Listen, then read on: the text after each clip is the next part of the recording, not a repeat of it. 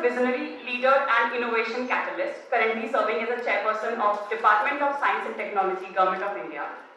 As the first mission director of Atal Innovation Mission AIM at NITI Aayog, he headed groundbreaking national initiative fostering entrepreneurship and innovation. A celebrated leader from TCS and CMC Limited, his stellar careers include prestigious awards like IIT Bombay and multiple CEO honors. With a deep passion for sustainability, technology and national building, Ramanan Sir inspires a generation to dream big and innovate for impact. Now, I would request Sir to please come on stage for the keynote address.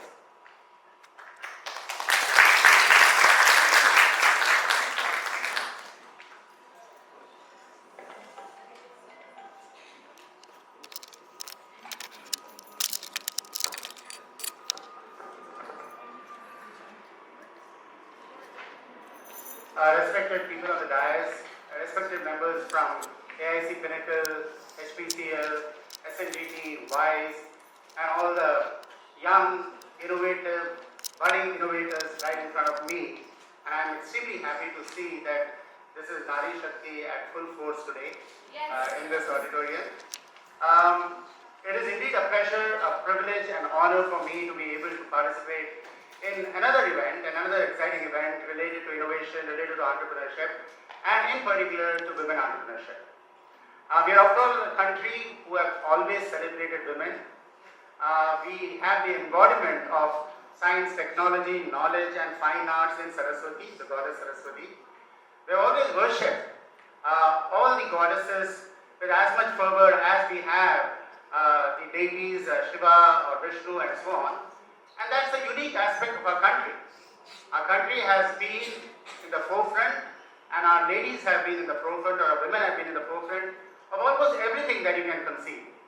Whether it is in even in going to the battle like the Rani of Jhansi, or in politics like Indira Gandhi and other great women leaders, whether it is in science or technology like Tessie Thomas, who is now called the missile scientist of India from the women, whether it is Indra Nooyi, who has established her experience and her brand across the world through Pepsi, or whether it is through Falguni Nayak, who is the epitome of women entrepreneurship in India, or people like Kiran Mazumdar. We have always been in the forefront. But it is also a sad fact that only 14 to 18% of our entrepreneurs are women.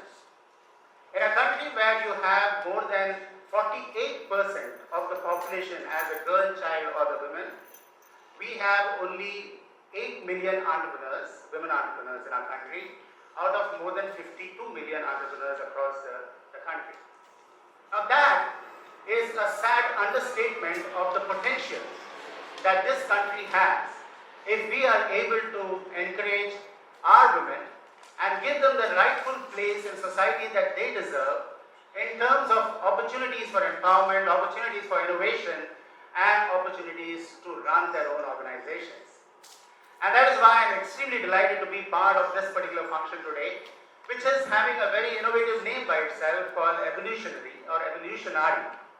And evolutionary is what we are all talking about. How do we evolve from a country which has only 18 to 20% women entrepreneurs to a country which can have 50% entrepreneurs?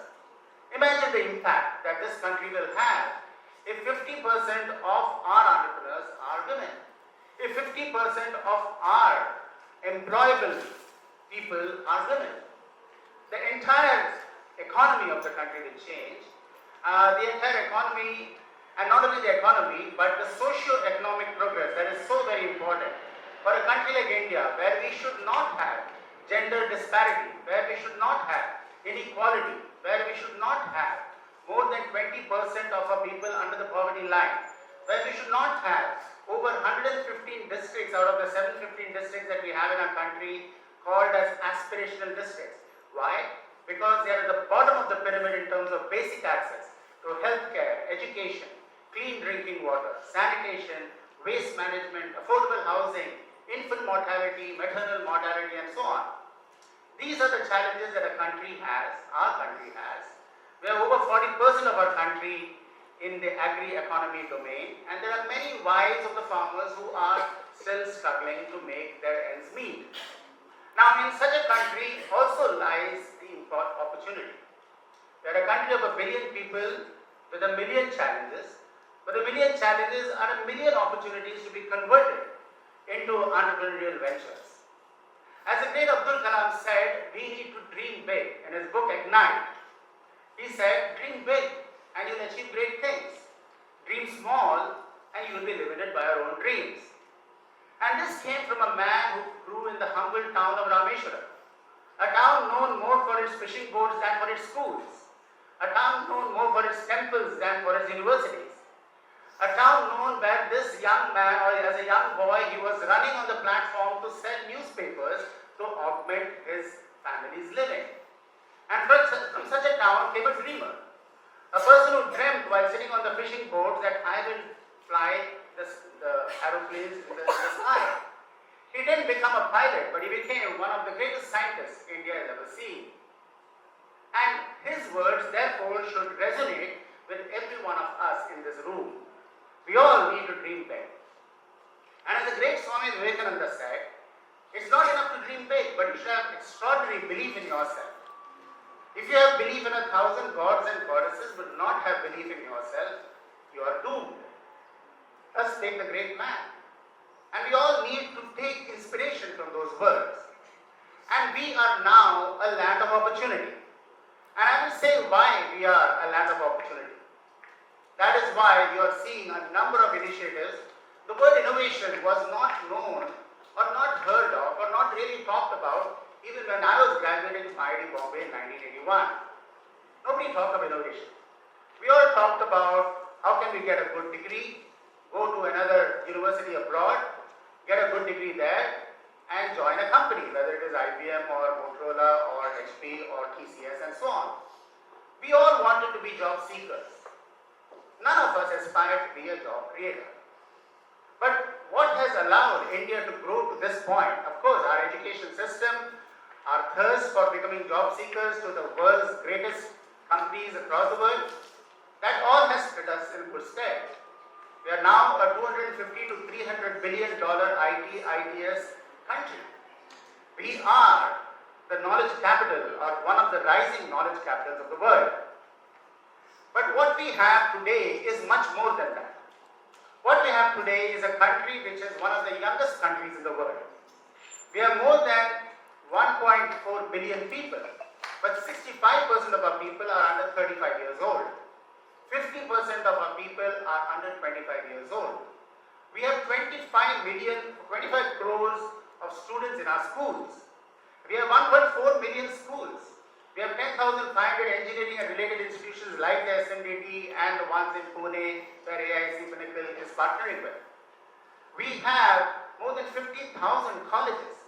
We have 150 million young students, out of which 48% of them are represented here. A symbolic amount of them are represented here. So we have what is called as youthful energy, which is the envy of many a country. And that youthful energy is coursing through our nation. And that's a very powerful transformative energy. That's a very powerful amount of Nari energy which is flowing through this nation. How do we transform this Nari energy, this women energy, in addition to the rest of the energy that is there in this country, to become a powerful transformational force, not only for your own family, which is very important, but for the society that you live in, for the country that you inhabit, and for the world at large.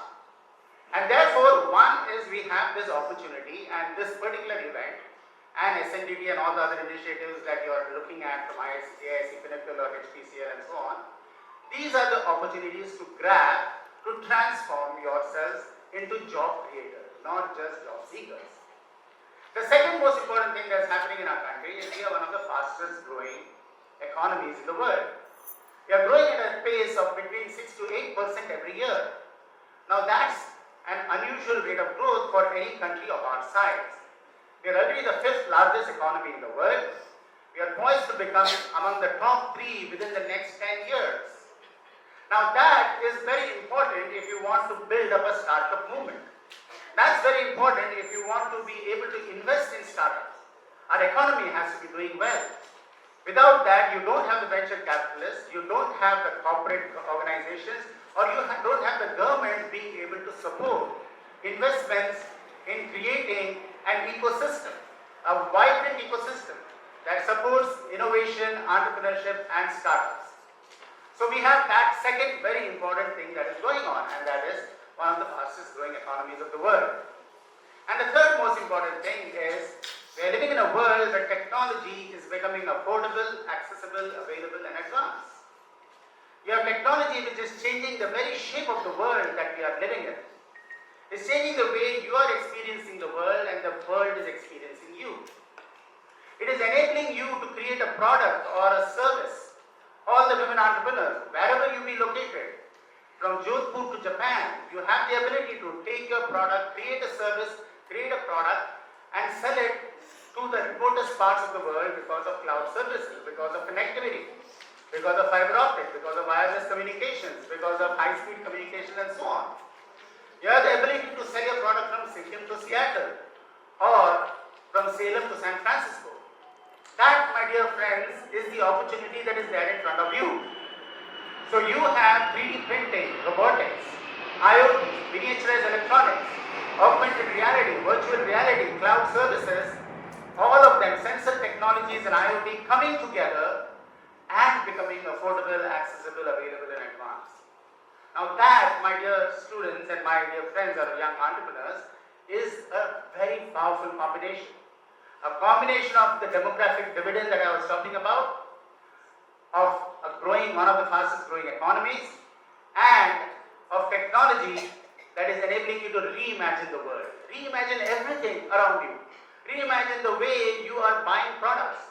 That is what has triggered Falguni Nair to create a fashion industry, or Kiran Mazumdar to create the biocon industry, or so many other women entrepreneurs who are now being extremely successful. So this is the opportunity that every one of you have.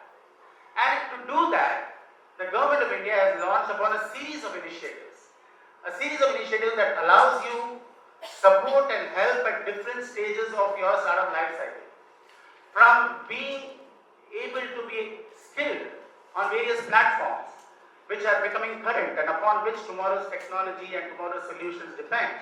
From getting skilled on various platforms to funding opportunities, to incubators, to accelerators, to tinkering labs in schools where young girls from grade 6 to grade 12 have an opportunity to tinker with the latest of technologies and create prototype of solutions that nobody had ever dreamt of. At least during my schooling, I never even thought. But the first mobile phone that we acquired was in the 2000s. The first phone in my house was in 1986. And from there, today every one of you is carrying multiple mobile phones and multiple smartphones. We are among the lowest mobile communication service providers, mobile communication service providers in the world. And that is what has triggered off this slew of this huge barrage of innovations, leveraging technology for the benefit of India. And my dear young women entrepreneurs, you have many schemes. You have to become familiar with the schemes. You have to read about Startup India, you have to go to their websites, you have to see what are all the schemes in Startup India, Stand Up India, Startup India, the PM Mudra Yojana for women, the credit guarantee for fund access so that you can get loans up to even 1 crore for your startup without having any collaterals and so on. There are many schemes and you will hear more about them. But more importantly, you are now having incubators and accelerators like AIC Pinnacle, like WISE in SNDT that will support your dream. And that dream can be converted into an innovation. And that innovation can be created into a company with impact. And that impact can resonate across the rest of the world. As the great Steve Jobs said, let us all leave a ding in the universe. What does leaving a ding in the universe mean? Leaving a ding in the universe means that you create by your life, through your living, through your work and through your imagination, an impact that will resonate over time, resonate for your family and the generations to follow, resonate across the world. And you have the ability to do that. And I'm very, very proud that all of you have at least come here to get familiar with the innovation journey. And those innovators who have been selected for demoing their products or for making their pitches, put your full heart in it, and it will find resonance somewhere. And you will find the impact happening. And you will find the source of funding, or the mentoring support, or the corporate support, or the domain knowledge support, or the market access support that these events and these institutions are enabling for all of you. And I'd like to just end with this words of Swami Vivekananda. He said, "Arise, awake, and stop not till your goals are reached." So can I request all the women entrepreneurs and all the women present in this audience, arise to these challenges, but more importantly, the opportunities that are presenting themselves in the new India that you are seeing blossom. Awaken from within you that talent, that latent talent, that innovative talent that has always existed in you. And from my point of view, women and girls have more of that talent than even the men.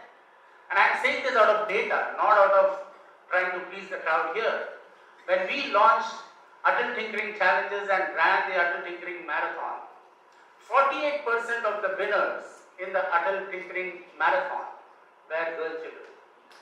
And a big hand to the girl children and all the girls, because you don't have 48% enrollment still in the schools. And when 48% of the girl children are able to win innovative events and the Atal Tinkering Marathon, it reflects the capability of the girl child that we are not tapping into. It reflects that capability that every one of you have internally as an innovator, as a born innovator, and you are not tapping. So as the Swamiji said, awaken that talent that is inherent in you. And I encourage all the parents and the family and the faculties to encourage that in their girl child. If you do not have societal support for the women to be able to advance in the entrepreneurial world of tomorrow, you would be the loser. And therefore, it is incumbent on the schools, on the management, on the corporates, on the family, on your friends to be able to support and cheer you and encourage you on this journey. And my dear friends, stop not till your personal goals, your dreams, your imagination finds fruition through your startup. Stop not till that goal is reached. Thank you so much for giving me an opportunity.